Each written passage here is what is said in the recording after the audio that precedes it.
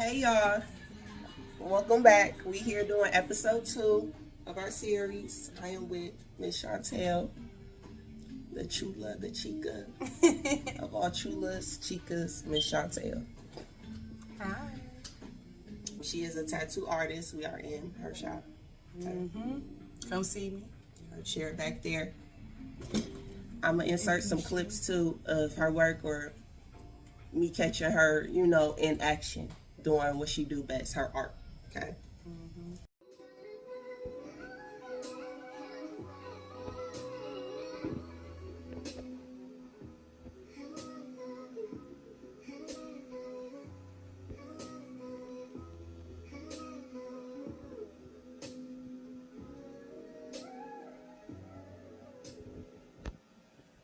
What is that man saying?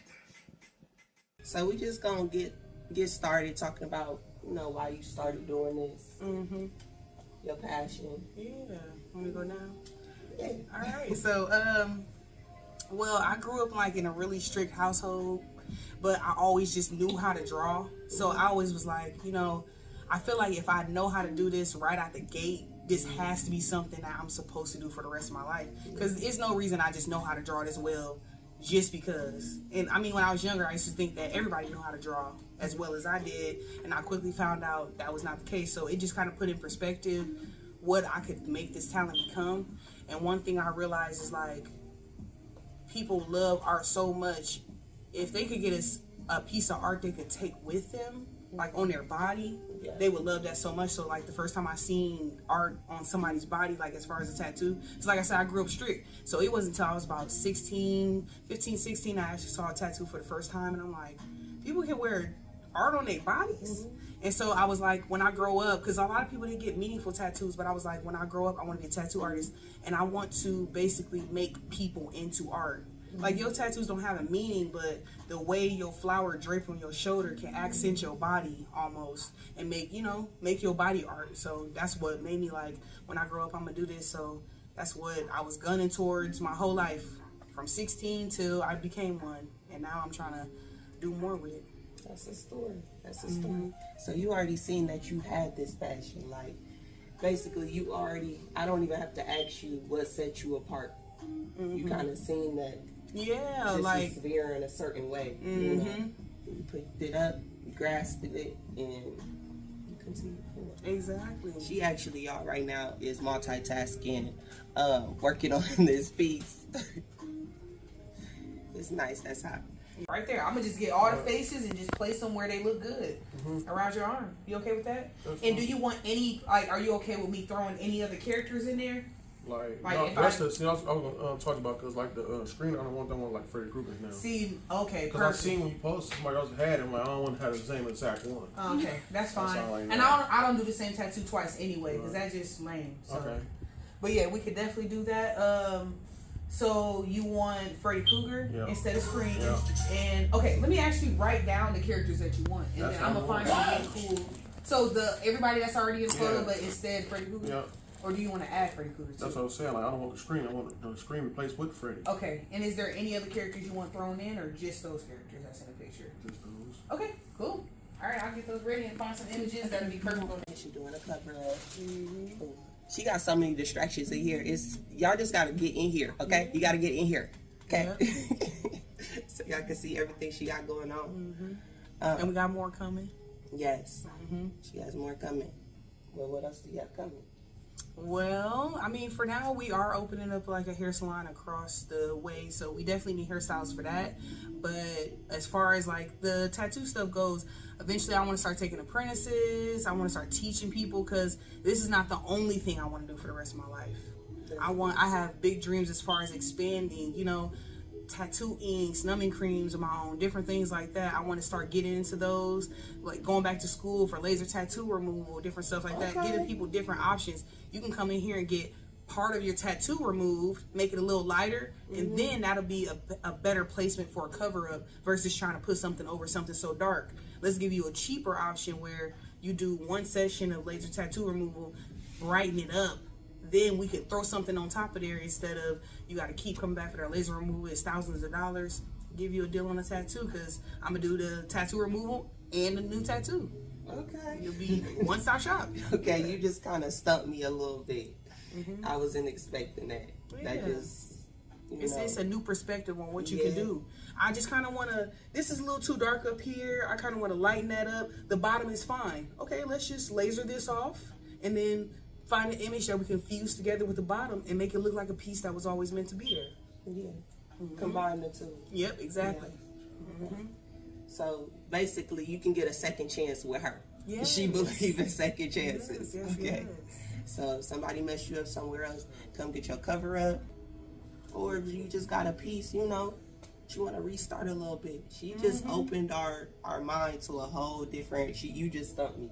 Yeah, Okay. a whole different way of just like, because you gotta think about didn't tattoos know that was cause an so much option. confidence, If I got an ugly ass tattoo, but it always makes you feel insecure. It's gonna be so nice and refreshing to just have that completely removed, like it was never there. And that's what I'm trying to do with even the tattoos that I'm doing today, the cover-ups. Blend them all together to where it looked like it was always meant to be on your arm. Almost like they were supposed to mess up your arm so you can get what we got going today. You can get your blessing from her. Yes. Sometimes that's what God, matter of fact, y'all, I just left church. Yeah, I just left church. So if I'm looking a little dry-faced and stuff, I was crying at church. I ain't been there in a minute. But basically, you can get your blessing. That's a good topic for today, blessings. Sometimes God align things for them to happen a certain way or play out a certain way. So that's what I take from what you just said. Maybe it wasn't meant to have that first piece of that tattoo, but your ending was to land up in her shop, in her chair. I get what you're saying. It's like almost like you won't know what's good until you went through the bad. Almost. And it's almost like that with the tattoos. Like, you won't know what a good tattoo look like until you do go through a bad experience. Because a lot of people be like, this is the best tattoo I ever had in my life. Then they get another one, they like, I think that was the best compliment I ever got for my work is, I didn't know what a good tattoo was until I met you. That's something that always resonates with me for real, for real. So that's probably one of the best compliments I ever had. You showed me what a good tattoo looks like. Yeah, you was probably my first best one. Oh, I got plenty of clients that's like, I'm scared to get tattoos because every single time I get one, I just don't think it come out right. It's always like my main goal to make sure that when you leave this place, this shop, you leave with a dope piece. That's the only rule. Like, leave with a dope piece, have fun. And it always make me a little happy, like, oh, this is better than what I thought it was going to look like. I love that compliment. Yeah. Or when people say, do whatever you want. I'm like, oh, I'm gonna hook it up. I let her, Hook it up. do her canvas, give her idea, and she come up with something every time that's just like mind blowing. This your girl. It's mine. Yes. I guess I might as well. My bad, I'm sick too. I might as well show y'all. I showed y'all in the first episode, but just so y'all can see up close, All healed. the work, it says ambition, and she did all that. So that's that. Custom and piece. then some people, they be like, that's one tattoo. No, I consider this two tattoos. If I got them a year or two apart, these is two separate tattoos. So she did these flowers. Well, first she did the face, just the outline of the hair and all this. And then came back a year or two later and she added the flowers. And you was coming to me when I first started. So it's like, man, you see the elevation on your body. You can see the difference from this to this. Like, you really can see that. Yeah. I'm loving that. And I always look at your tattoos like, dang, who did that? Even though I did that. They be looking so dope. You better pop your stuff.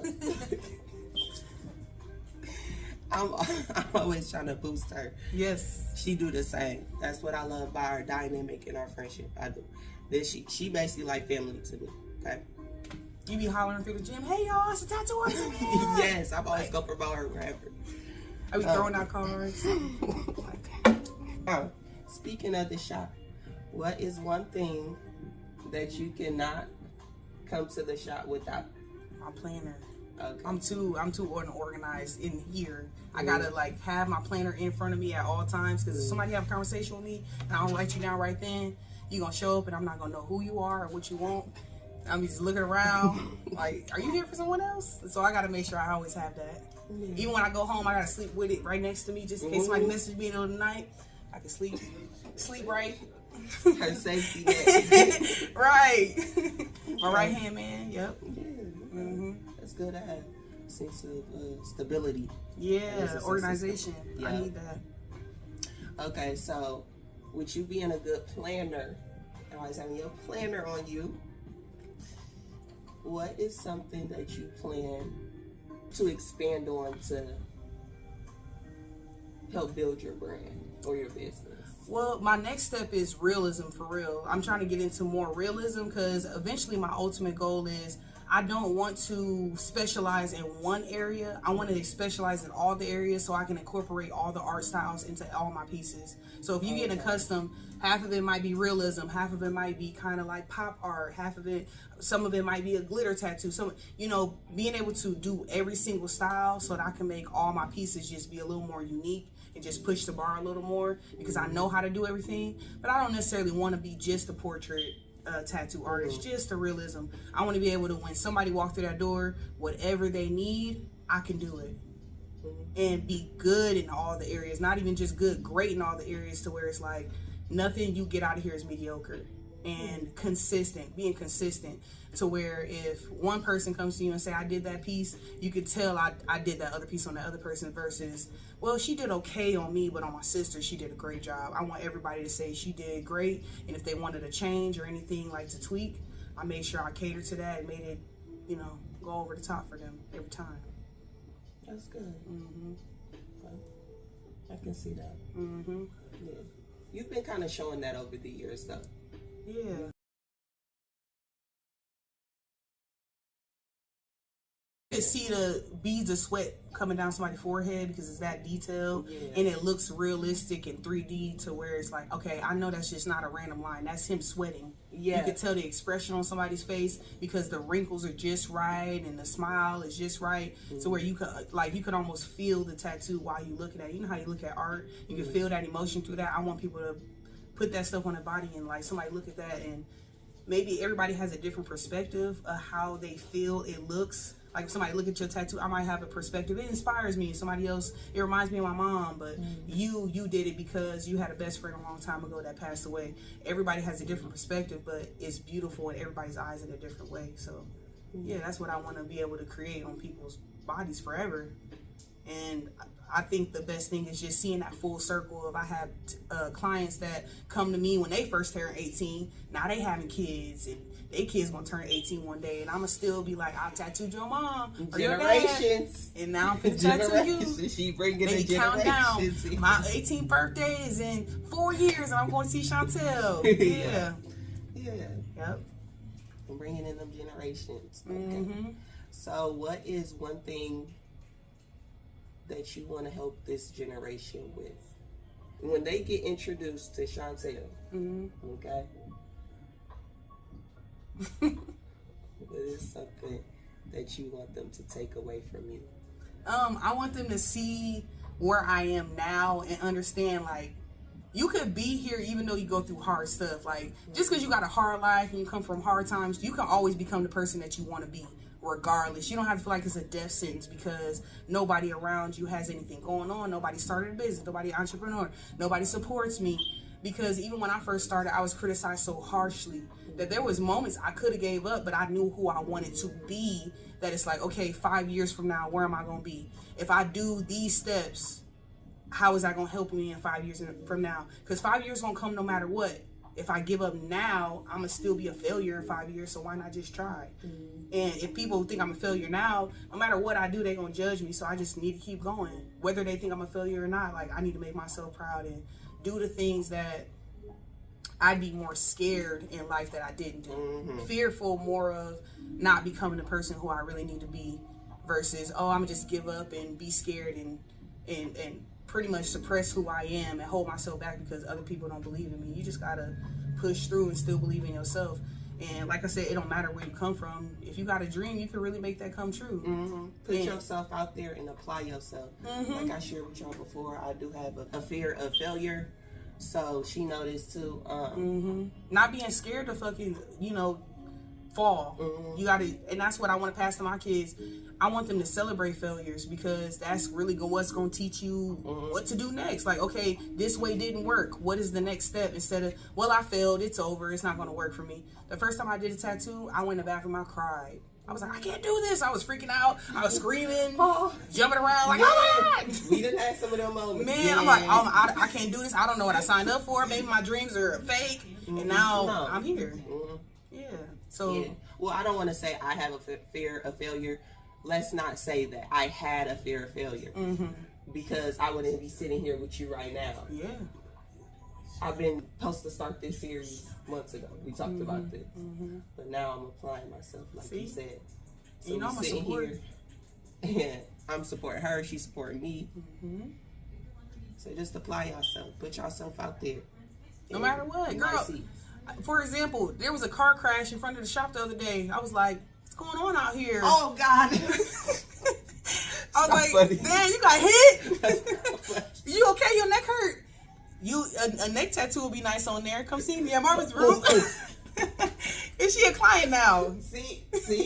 Here's my Facebook. See? Go get your neck brace and come see me.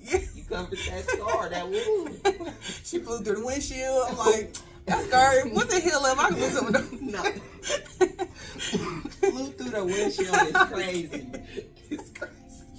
That's how you gotta promote. She on the ground, laying there, like, waiting for the ambulance. Here's my card. You swooped in and you seen an opportunity. Yeah, exactly. And now she like, oh, okay, I like these tattoos. So she finna come book with me. And she work at a place where everybody else finna come book me. They were like, I saw you talk to my manager. She came and worked that day. I work at Domino's. She showed me your card, and now I want a tattoo too. So see, you just never know what being nosy will do. Doors. Yep. We're just applying yourself, not being scared or, you know. Exactly. What is something that you think you might be scared to do? I think you might haven't did yet, and you want to try it. I would say for a while I was scared of the unknown, but I do feel like I'm getting to that point in my life where I'm scared to just take chances and see where things go, and not caring about. I think for a while I was scared to make certain choices because I didn't want to make my kids feel like I was too far away from them. But from what I've seen, they actually look up to me. Like even this morning, my daughter, she was like, "Mom, I want to be just like you when I grow up. I want to be a tattoo artist. Can you teach me everything you know?" My daughter's highly intelligent. She's only 5-6 years old. She was like, "Can you teach me everything you know?" I said, "Yeah." I said, "You want to be a boss girl and have your own money?" She was like, "Yep." Yeah. Teach them young, get them young. She already on that. So yeah, I think that was probably my fear, is like I don't want to get too far out of reach of my children, but at the same time I had to think about I am doing this for them. So it's like, as far as like maybe I'm always coming back. Like I'm coming back for y'all, even though I got to do some things that may require a little more of my time, but it's only for a little while. And I think that was probably the only thing that held me back for a while. That's very inspiring that your daughter already, she knows. She see what's going on. She knows. And I used to think that maybe if I got too far away from them, they'd think I was neglectful, because I know how I felt growing up and not understanding all these things my parents had to do or stress they went through. As an adult, I understand it now, but not having my kids hate me in the meantime. Like, Mom, never spend time with me. Well, baby, it's either read a book with you or go get some money. Yeah. So, one of my parents recently, I said a prayer over them, and I said, I hope that before they pass, they don't pass with a lot of people regretting them, or them regretting people. So I know what you mean. I wish I had certain stuff happen a certain way, but we here today. Okay? Yeah, exactly. We pushing through. And that's the inspiration we were talking about earlier. It's like, it don't matter what you really went through, you could still get to where you want to be. Because once you really, truly realize within yourself that I am really in control of my life, people will brainwash you over the years and make you feel like it's really a conditioning. People will make you feel like, if I say this, it has to go, because if you want to be around me, you have to change in order to fit into my agenda. But really, it's all about loving yourself enough that if I had nobody and only myself, do I actually like who I am? And just going from there. Like, I'm in control of who I am. But that's that experience that's going to get you to that next level. Usually that's when the tables kind of turn around. When you do have a moment where you just by yourself and only have yourself. Yeah. That's that moment. I had that moment 2 years ago. You're going to have to fight through, and you're going to see that you can do this. Yeah, getting out your own head is one of the worst. Because all you got is yourself. So how am I going to pick myself up to get to that next? Yeah. Yeah, that's what it's about. And then once you realize the power you have in doing that, you be like, I could do anything for real. Yeah, that's what it is. That's kind of what crossed me over from having a fear of failure to now at least trying something out. I don't want to live with woulda, shoulda, coulda. Yeah. You know? And if you never failed, you wouldn't know how it feels like. It's almost like when people get tattoos. They come in here and they're super nervous and shaking and sweating because they never had one. Once that needle hit their skin, they be like, oh, that's all it is? I got this. And then they end up with a whole body full of tattoos. It's the same with pain and things we go through. Sometimes we be so scared to take that chance or fail that once we do, be like, oh, that's all this is? Okay, I can fail and get back up. And then once you continue to do it over and over again, it gets easier to the point it's second nature. But you always got to remember, even when you're going through that stuff, that I've been through something like this before. I've gotten through worse. I can get through this. You can keep, once you see that, like after you do healing, and then you look back at the time period of when you was kind of sulking and down, you realize like, okay, I did kind of pick myself up. I'm okay now, so I can push forward. Right? I've been in a situation before where I was so depressed I couldn't move or eat or, wash up. Now I might be going through a little depressive episode, but what I'm noticing is that I'm not as depressed as I used to be before, and that's an accomplishment. I'm actually still feeding myself even though I'm depressed. I'm actually still bathing. I'm still doing the things that I need to do to take care of myself, and that in itself is an accomplishment. I've been through worse. I might be going through it again, but I'm a little, step closer to not crashing out and not self-sabotaging. So let me keep on this path. Let me keep this going. Okay, so crashing out was something you feel like you might have crashed out on and missed the opportunity, or that you might not handle that situation the best way and it might have cost you?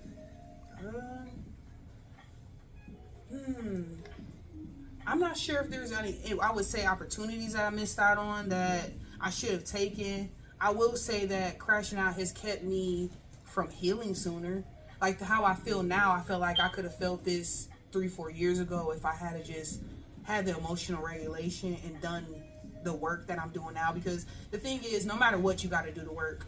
If you come from trauma, you got to do the work. Whether it's at 21, whether it's at 31. But the longer you put that off, the more it builds up. The more it builds up over the year. You still got to dump all that trauma back off. So I think that by crashing out, I could have got to this goal a lot quicker, but since I was so in my head, and I didn't grow up in a household where I was emotionally regulated, you could express yourself, you didn't have a voice. It was so many things I had to learn at one time. I think that if I had really buckled down years ago, I could have got to this state of mind a lot quicker and not gone through so many hard times and maybe made some better decisions and got out of some situations a lot quicker because I felt confident in myself to make that choice. Because sometimes when you are in your head in that trauma, you do think that, well, you know what, maybe I should just stay here because I'm not good enough. Maybe I don't deserve better. And your brain tells you that. So by doing the work and not crashing out and actually holding myself back from that, I'm rewiring my brain and redirecting my emotions to be like, no, it's okay to be sad, but you don't have to self-destruct. You don't have to self-sabotage. And that's actually not going to make anything better. So just stand still and keep going, and usually things just work themselves out. Sometimes it's just a conversation, but I didn't crash out for 3 days, and that conversation's long gone, and more things have been heaped on top. So just not dwelling in a situation. You basically not staying in that situation for too long. Learning how to you know what, I'll be okay. This is just another day. And time heals things. But also sometimes with the two things,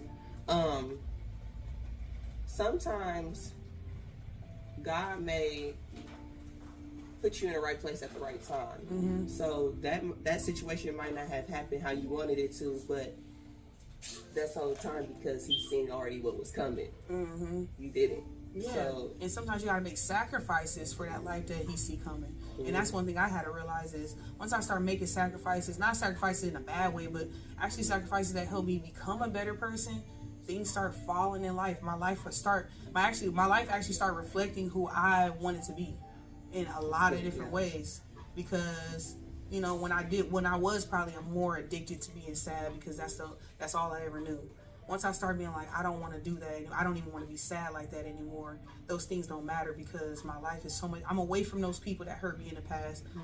It's okay to be present. Once I got to that point, it's like, okay, I could just let all that stuff go. I don't need apologies and just get out of my head about that stuff and not have those things just kind of on my coattails all the time. yeah. Talking about it. It's like I don't even want to talk about it anymore. I just want to talk about good. Yeah. Stuff will start to roll off, once you do a certain type of healing on your journey. Yeah, exactly. Now, speaking of reflecting, then we wrapping this up, okay? That's your last question or last thought. Back to when your little girl. That's inspiring, okay? Yeah. So, what is something that has inspired you recently in the past month? Was something that you might have read, watched, something that has inspired you to move on, keep pushing? I'm going to sum up the analogy, something I just learned actually a couple days ago that really resonated with me. And I'm actually about to make it a tattoo. It was the analogy of Humpty Dumpty falling off the wall. Okay. So Humpty Dumpty fell off the wall, had a great fall. He was shattered everywhere, right? Yeah. All the king's horses and men couldn't put him back together again because he had to do it himself. And that's really us in life. That's tough. And we got to understand all those pieces, we could put it back together and they all won't fit perfectly. But we actually got to do the work to go pick up them pieces and heal ourselves. So a lot of times we go through life and we think that, oh, I'm going to latch on to you because I need to feel better about myself, or I need this, I need that. Really, all the work that we need is going to be within inside of us. Like you said, all the king's horses and men couldn't put this man back together again because that's not what it takes. Everything that we need in life is really already inside of us. We just forgot. We just forget sometimes that we have that kind of strength. You're not going to go through nothing that you can't handle. It's just more of like, sometimes until you go through it, you don't even realize your strength. It's like, I know a lot of people are in anime. That's how it usually goes. It'd be the weakest link. All of a sudden this man be the champion of the story.